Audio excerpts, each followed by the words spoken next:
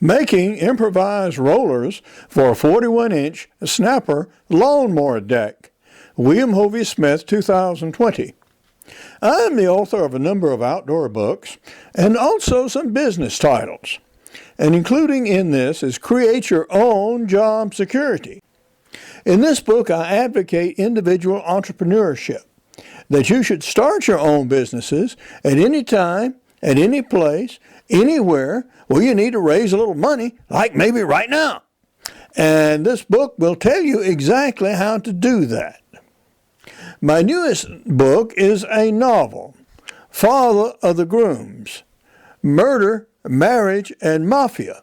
An American family meets their Sicilian cousins. And this is an interesting action-adventure story and is available right now from Amazon.com as an ebook for all of $4.99. And now we go to our snapper lawnmower that is in need of a little help. This is Hovey Smith, the Backyard Sportsman. And Hector and I are going to do a little social distancing lawnmower repair this morning. There are 5 issues concerning this lawnmower. Like most things that get old, sometimes things seem to cascade in the way of ills. And so it is with this lawnmower. The mower deck itself is severely bent on one corner. The guide wheel is also in need of replacement.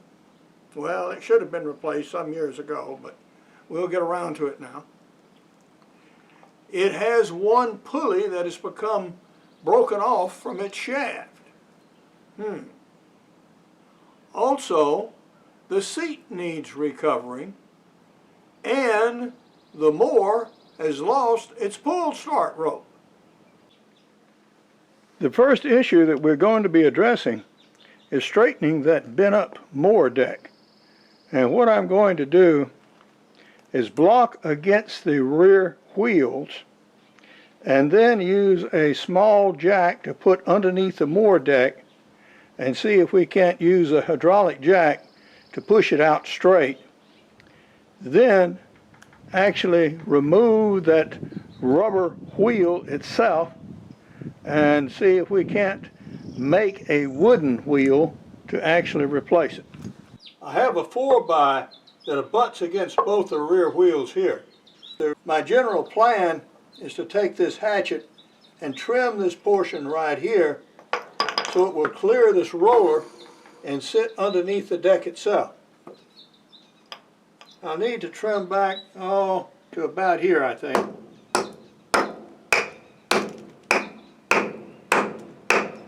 Okay, let's see if that will do.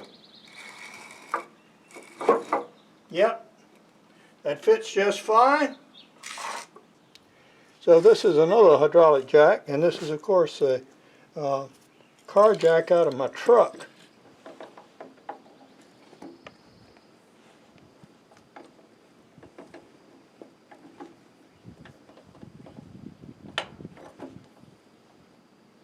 Now with a couple of socket sets, we'll see if we can get this nut and bolt off.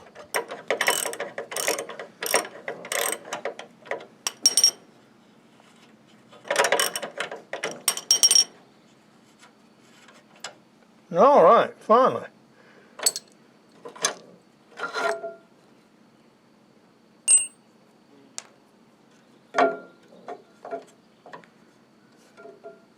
Well, I would say that is somewhat worn.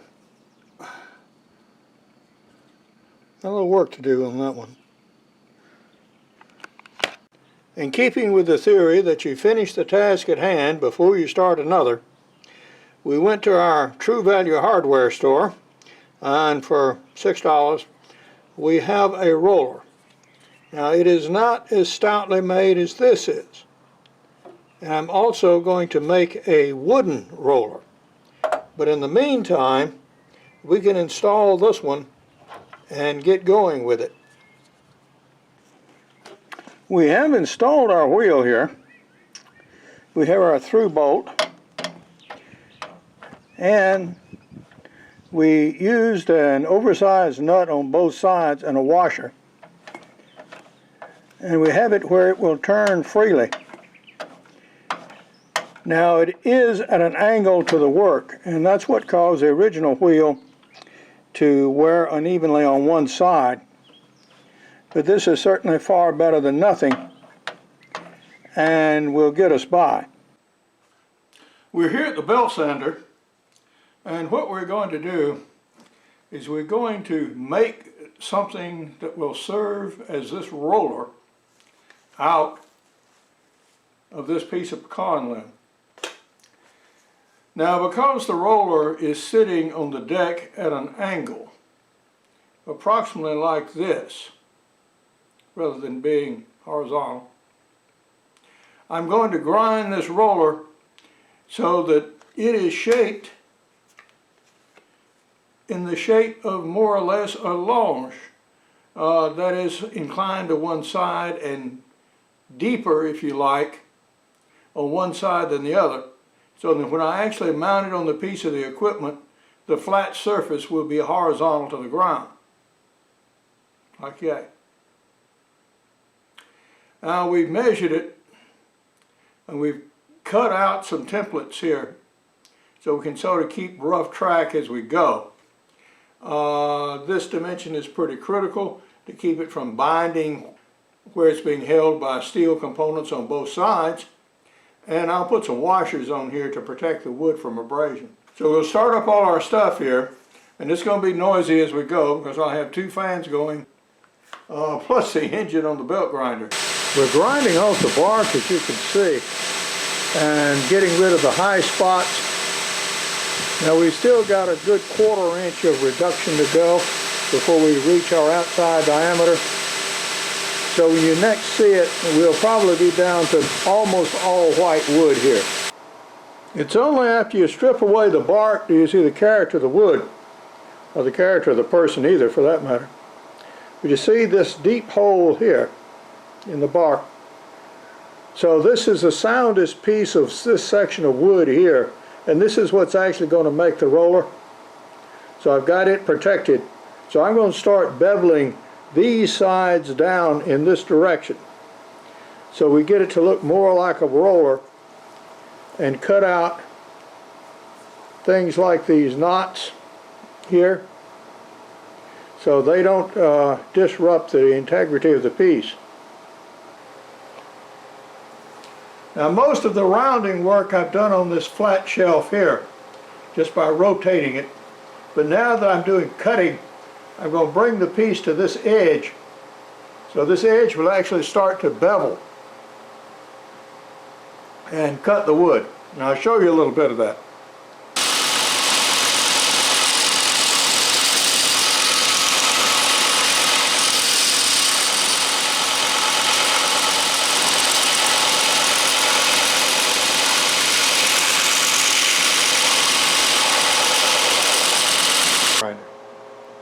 Well, most of you don't have a knife making machine in your shop.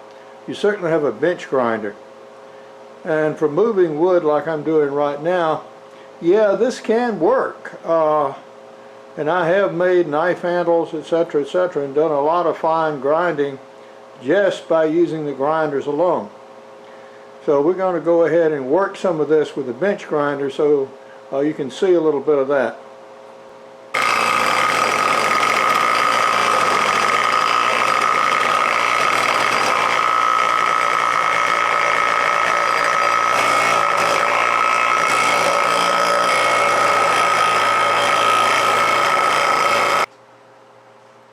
I'm going to go ahead and just get rid of some excess wood, so I just don't have to hold that much weight all the time while I do the rest of the work.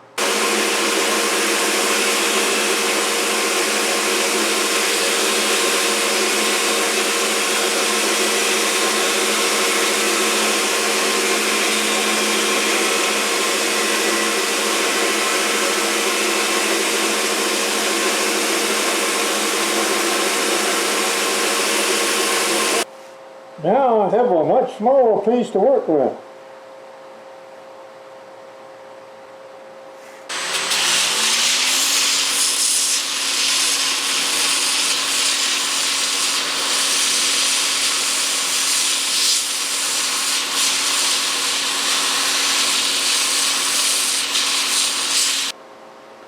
Well, how have we done? We have reduced it to about the size we want, and now we're ready to cut the slice out of this that'll actually be the wheel. Now, several things have emerged now that we've removed the bark. One, there are some piths here, which I'm going to reinforce with super glue, and there are also some wormholes in the work. Super glue will help those too, although thankfully the wormholes are mostly to the very outside. And on this side there are some grain checks here, some drying cracks. So again, reinforcement with super glue here, plus we're going to cut back to about there, which will hopefully get rid of some of those. We have our little wooden roller done now and drilled, as you see, and it even works. Now, we rounded this edge so it doesn't cut the lawn, and there's a lot of holes in here. Some of them wormholes, little cracks, knots, etc., etc., etc. I'm going to put a good coat of polyurethane on this and then let it sit for some days. We have the plastic roller on the mower deck now, and I'm going to use that, and we'll hold this one in reserve. But when that one fails, as it surely will, then we'll put this one on and see if it does better. Now, what would I have done different?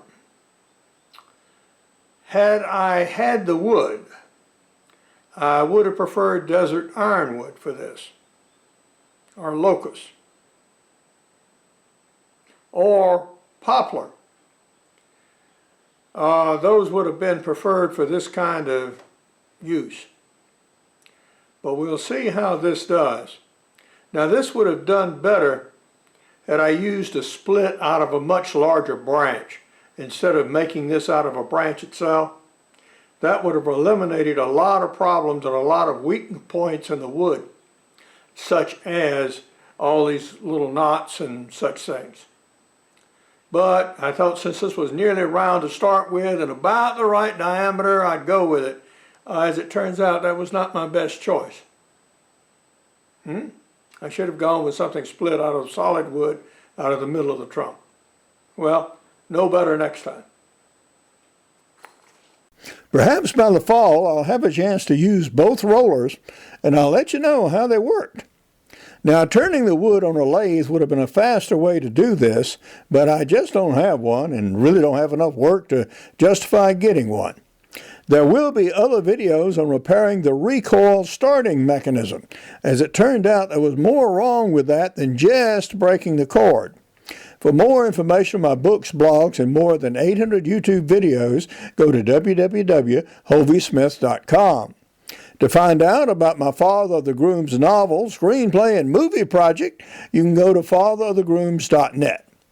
My most recent outdoor book is a new expanded edition of Muzzleloaders for Hunters, which will be available from ebook sources in early May 2020.